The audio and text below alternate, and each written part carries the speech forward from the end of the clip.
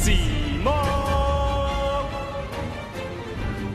What's going on, guys? It's Cimo. So today I'm bringing to you my competitive tier list for the June 2020 format. I know this is a little bit late, but we did get a ban list, and this most recent weekend we had the Luxury Championship Series 4 conclude, which has the highest density of some of the best players in the game competing, and so I wanted to use this kind of as a metric to kind of gauge where we're going to be moving into the later stages of this format, because we have some products coming out towards like the end of July, but for the most part this is pretty much what we can expect for how our format is going to look moving forward, since there isn't really a lot going on in terms of like major tournaments or anything. But this will give you a good idea of what the best decks are in terms of both power as well as representation. And so without further ado, let's go ahead and get right into it. So over here on Tier Maker, once again, we have our 5 tiers: tier 0, 1, 2, rogue, and everything else. Keep in mind, this is a gradation of, again, power as well as representation. This is more going to be leaning towards representation. I mean, obviously the decks that are at the top are going to be at the top for a reason, but you're going to be seeing these in terms of frequency, and the reason they're up there is because of how good the decks actually are. So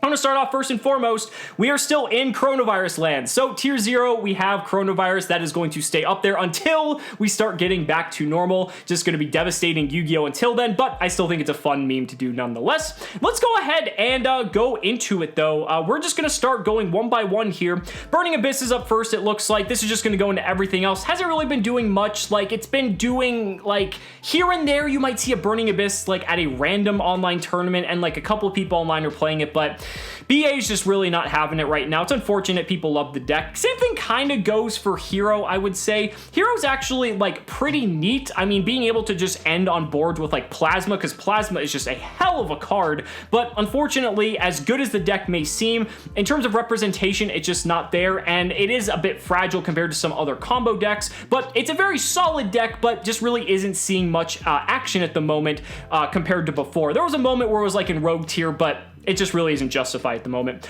Altergeist, however, this is an interesting one. We're going to be putting this into tier 2. We got Multi-Faker at 3 on the most recent Forbidden and Limited list. This deck has been seeing a huge surge in popularity, and it actually just got top 4 at the LCS as well.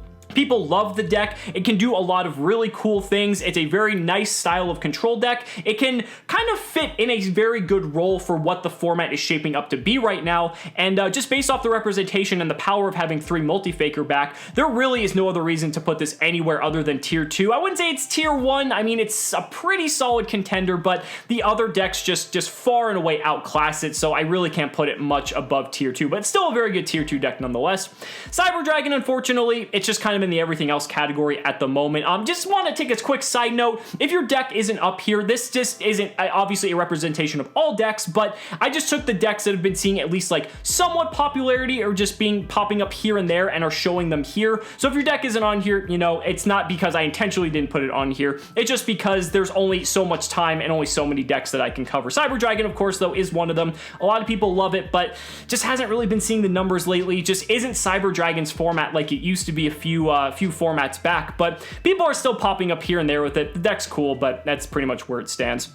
We have a Mech Knight Invoked being represented by Alistair here. I'm putting that in the Rogue tier. I think Mech Knight Invoked is nice because of when you see the positioning of the tier 1 decks. Mech Knight Invoked is a going second deck that can play a lot of very good hate for those going first decks, and that kind of gives it a little bit of a niche to be able to combat those decks. But again, you know, going first can be a struggle for it at times, but it's a pretty reasonable choice to say the least, and you know, better playing that than like some of the other decks you could. Guru Control is another one. This has been seeing a moderate amount of play, I think, prior to the most recent ban list. I think the deck, again, is perfectly fine. It does have its weaknesses. Like, if you're going to go between, like, Guru and Geist, Geist is, like, far and away better just because of how much more explosive the deck is. But Guru's another control deck. You can do some things to kind of tailor, adapt it to the meta, which is kind of cool. But, again, it's a rogue deck. You're going to see it here and there, but not too much. Pendulum I'm putting in the everything else category. It's just when you look at some of the other combo decks and some of the other things that you have to deal with in the format, Pendulum just isn't really gonna be able to compete with that. Like, yeah, again, you might have like one or two people being able to like maybe get a top with it every once in a while, but in terms of like sheer representation, you are hardly ever gonna see this deck. And in terms of like the combo ability, it's just really it's just outclassed by the other combo decks, unfortunately, and it can't really adapt itself to what's going on. So that's why I'm putting it down here. We have, oh boy, all right, so for people who don't know what this is one of the new tier 1 contenders that I'm going to be putting up here. This is the Dragon Link Ftk. If you haven't already seen this, be sure to click the link down in the description or on the card that is showing on the screen now to check out this brand new deck that spawned as a result of LCS4. And man, yeah, you just gotta love when the FTKs in the format, right? Especially when it is a lone card FTK on top of that. Well, it's 2 cards, but it's 1 specific card and any other card because it's a random discard. This deck is just so stupid. There are ways to stop it, like there are hand traps that can do it, but this is going to need to be respected, and other decks are going to have to adequately prepare themselves for an FTK. Otherwise, they just lose immediately game 1, and they're not gonna have any chance, to be able to deal with that. And so we're gonna talk about that a little bit later on with some of the other contenders. Generator's another one that's kind of in like the everything else category. Yeah, like it was rogue for a bit, but really just hasn't been seeing much play as of the new ban list. The deck is fine. I'd say it's definitely like in the higher tiers of this like individual tier, but it's, it just hasn't really been seeing much numbers at all for the most part. Eldritch though is a deck that has been seeing a lot of play, and that's why we're putting that in tier 1.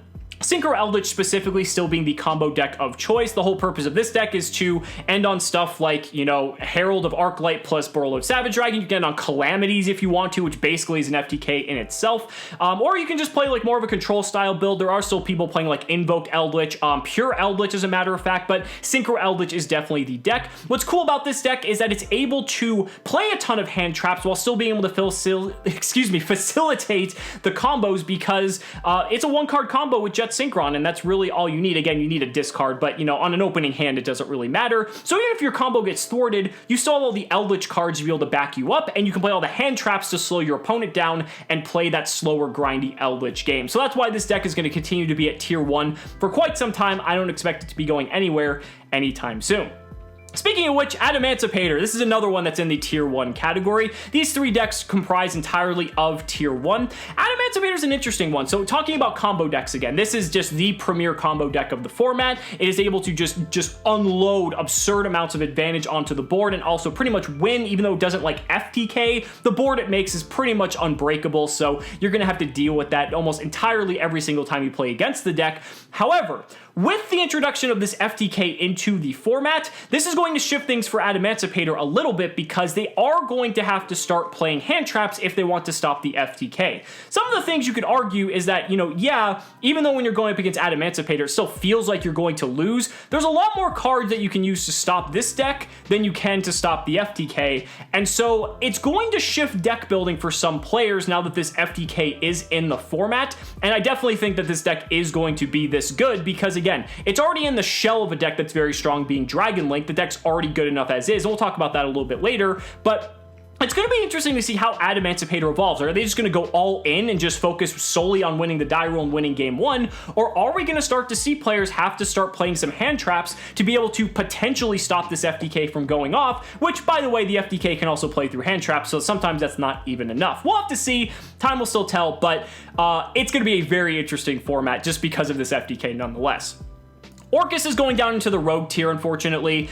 Just hasn't been seeing the representation. The deck's still very strong, and with this FTK in the format, being able to play a deck like Orcus and play a ton of hand traps actually is very nice because the Orcus engine is rather concise and can put out a lot of power and damage, but it just hasn't really been doing much at the moment, but still a very solid deck. You're going to see it from time to time, just isn't at the powerhouse that it used to be a couple formats ago. Grum Maju's just in the everything else category. This is a fun deck just because you can like one-shot your opponent and it doesn't really care about disruptions half the time. As long as you can just like get enough cards banished, like they really can't stop an attack, so that's kind of cute. So you'll see people trolling with that from every now and then, but it's nowhere near like as represented as these other decks up here. Salamangreat, I'm putting at tier 2. Salamangreat is still actually a very adequate contender for some of these other decks. Now, the power discrepancy between tier 1 and tier 2 is very high, but Salamangreat can play a lot of hand traps, which is nice for combating these decks. It also just lines up kind of well against them naturally because Salamangreat is so well-rounded, and also just takes on these other decks so well. I mean, you've got tools to really deal with everything, and so that's why you're really going to see a lot of success if you play Salamangreat and not really feel too bad about it. Water, I'm actually going to put This is a tough one because, like, it could go, like, either way, really. I think we're going to put it in Rogue at best because, again, while it's able to hand loop, while it's able to do these things, it is a bit fragile. It has some consistency issues. And again, if you're going to play a deck like this, you could arguably just play, like, Adamant Painter, which is better, or you could just play the FTK, which just wins instantly instead of hand looping. So, like, yeah, and I feel like the shell for this deck's better than water is anyway, because just the cards are able to do a little bit more. But again, obviously it's just my list, so it's my opinion. But I think that's kind of where water fits in. So you see Striker Dragon here. Now you might be a bit confused because you see Striker Dragon and think that's the FTK, but this is actually just pure Dragon Link. And I think Chaos Space really gave this deck a boost from Toon Chaos, being able to just make the deck even more consistent than it already was. And some players are purposely not playing the FTK so that they don't really just get blown out from people who are preparing to play against it. But the deck itself is perfectly fine. You can just make a Calamities, and that basically is a win condition in itself. Going second, you have Borosaur Dragon, you have all the Dragon Link stuff like LP and all those shenanigans that have still been around for all this time, just really haven't been as popular. But I definitely think a lot of people are going to be on this deck now that Chaos Space is legal, so do not be surprised if you see a massive uptick in players on this particular deck. Moving on though, Madolche I'm putting in the Rogue tier. Madolche has had this very interesting just play style to it where it's able to do a lot of really cool things thanks in part to Eternity Code and the support it received there.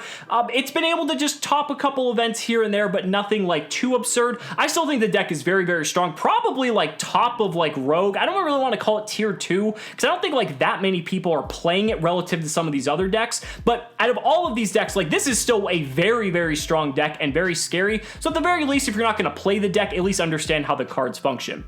Shaddolls, oh man, Shaddolls have had a huge fall from grace. Maybe some of the Chaos cards from Toon Chaos might push this up, but for the time being, Shaddolls is just nowhere to be found. I mean, when you have decks like this just making up the forefront of the meta, Shaddolls just really can't compete, especially with Eldritch. Eldritch just completely destroys that deck, so there really isn't much argument to play it. Again, who knows, the new support from Toon Chaos might help, but it's going to be a big uphill battle.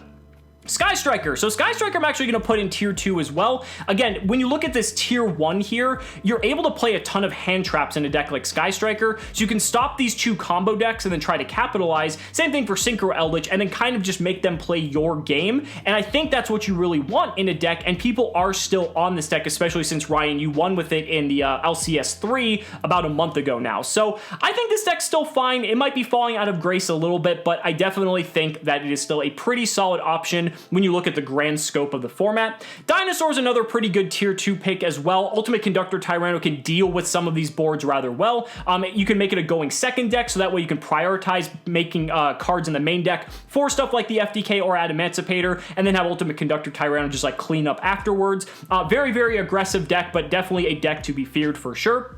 And last but not least, we have Zodiac. I really want to put this in Rogue, but unfortunately, it's just not doing it. It can play a lot of hand traps, which is cute, but like just having its win condition be like Mega Clops isn't enough. But you'll see people playing it from time to time. It's an okay deck, but it just hasn't really been doing as well as some people might expect. So guys, that's going to go ahead and wrap up this video. Let me know down in the comments what you guys think. I'd really love to hear your thoughts. Thank you guys so much for watching the video. Be sure to like the video as always. Subscribe to the channel for more amazing Yu-Gi-Oh content. And if you found this video helpful, consider supporting me on Patreon or becoming a YouTube channel member. Just by showing your support in any way that you can, you're investing in my ability to continue bringing you amazing Yu-Gi-Oh content. So thanks so much again, and we'll see you next time.